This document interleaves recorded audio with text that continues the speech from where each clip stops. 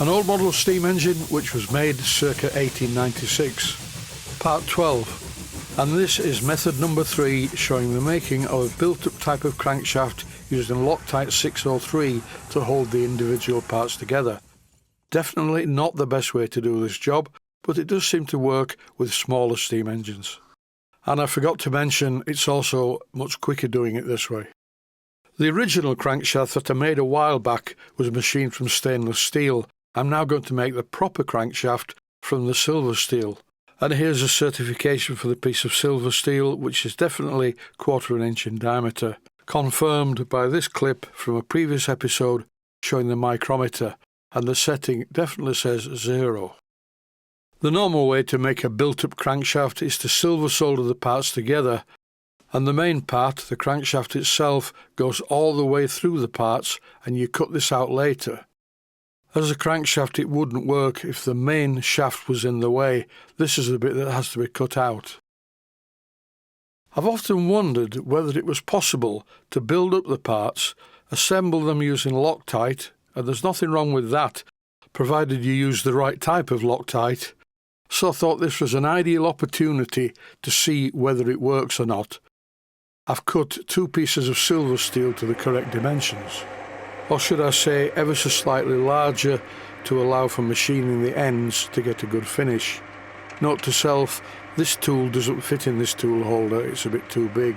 I need to modify it. I can't get it any lower, so it leaves a slight pip on the centre.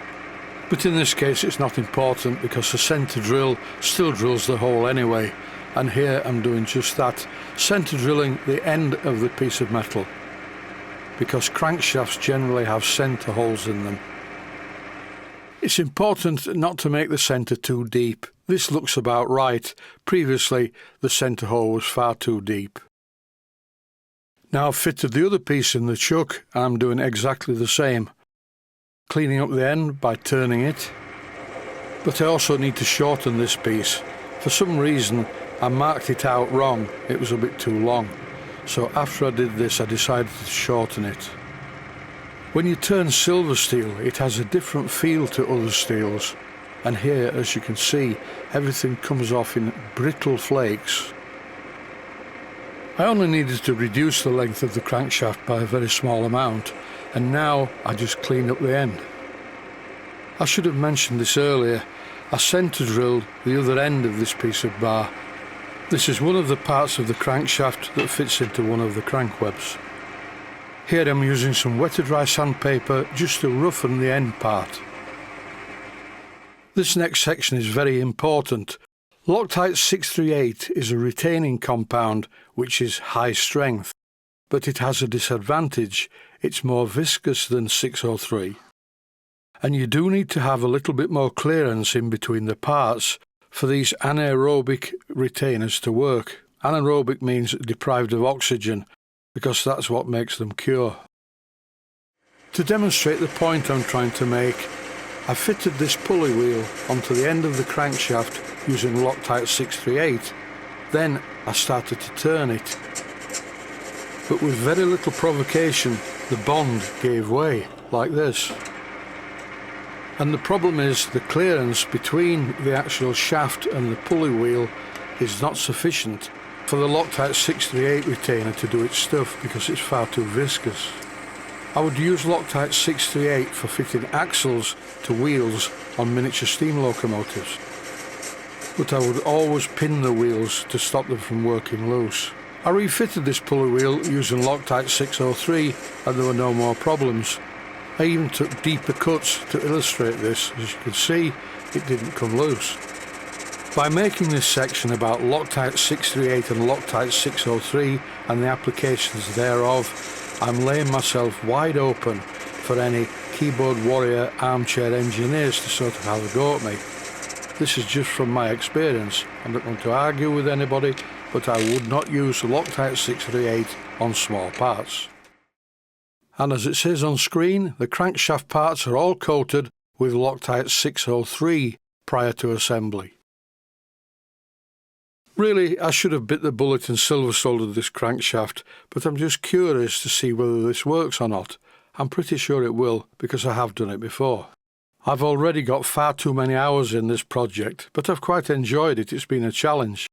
Notice that I'm applying plenty of Loctite 603, both to the hole and to the shaft, and then I rotate everything to make sure that there is a thorough coating on both surfaces. The spring clip is just to make sure that nothing slips and the crank webs are in line with each other. Assuming that the lathe that you're using is in good adjustment and the spindle chuck is perfectly in line with the tailstock chuck, then everything should be okay. The spring clip is just a bit of paranoia to make sure that nothing moves. I did this before when I repaired the original crankshaft, and at the end of the day what actually broke wasn't the bond of the Loctite. I drilled and pinned the crankshaft and the crank pin, and it was the crank pin that broke where the drill went through. It was far too weak anyway. It was only 5/32 of an inch in diameter. This one is 3/16. 24 hours later I thought I'd give it a test run, and it seems to be running fairly true. True enough for this engine anyway. Some of the existing parts of this old 1896 engine are positively scary. The last part of the job is just to roughen everything up a little bit.